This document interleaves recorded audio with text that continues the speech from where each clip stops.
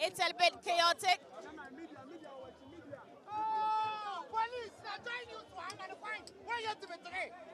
The atmosphere is charged outside the Supreme Court complex as protesters led by the NPP and allied political parties demand an immediate halt to the process of removing Chief Justice Gertrude Torkornoo.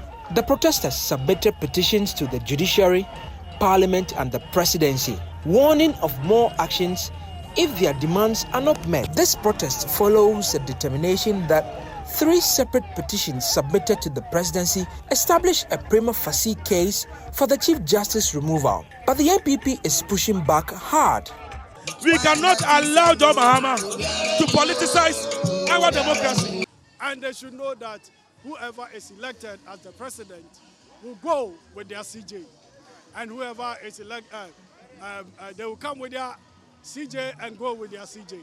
After minutes of chaos and a struggle to squeeze through the single entrance, the protesters made their first stop at the judiciary where they submitted their petition. Minority Leader Alexander Afenyo-Markin urged the judiciary to consider a nationwide sit-down strike. Let your conscience prick you so that you would also be the next to protest and do a sit-down strike. Because it has happened before when Georgina Wood came under attack. Jusak rose to her defense and that stopped that Amon's government. The protest then moved to Parliament, where the group was received by the Clerk of Parliament.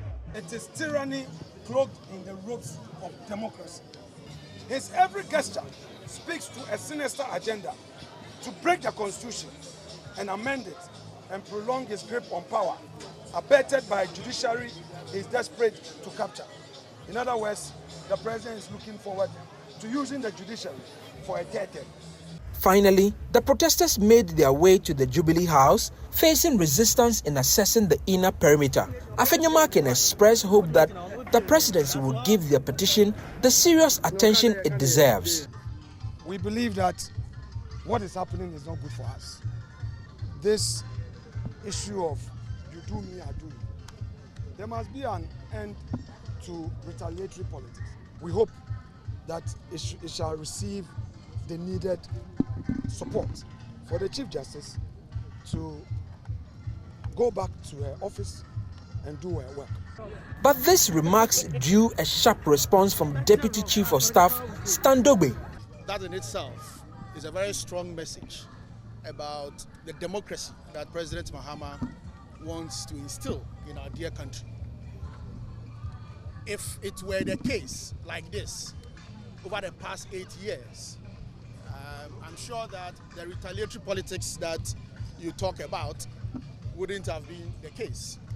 You referencing retaliatory politics is an admission that the 8 years of President Akufo-Addo and Mahama Bawumia were not the best. He's described as, too much of a father for all kind of president, and everybody knows that. Whatever actions that are being taken now, whatever decisions that are being taken now, as everybody knows, is in line with the provisions of our 1992 Constitution. Indeed, before President Akufo-Addo left the presidency, he himself had started a certain process where issues were brought to him about the Chief Justice and he referred them to the Council of State. And that is what President Mahama has done. It is not about retaliating on something that was done by the previous administration against President Mahama or the NDC. So the process that is ongoing is constitutional. General Secretary Justin Frimpong-Kodia described the response from the presidency as distasteful. Address him. He's not the president of Ghana. So whatever he said is neither here nor there. We are taking the pinch of salt. Well, at the end of the day, we are expecting the president to, as soon as possible, address them constantly. 1 day, 2 days, 10 days, 2 weeks. Well, we are expecting the president. If within a reasonable time he does not address, he will hear from us again. According to the NPP, the protest is just the beginning. They say more actions are in the pipeline to compel government to back down. For Joy News, Michael Ashale.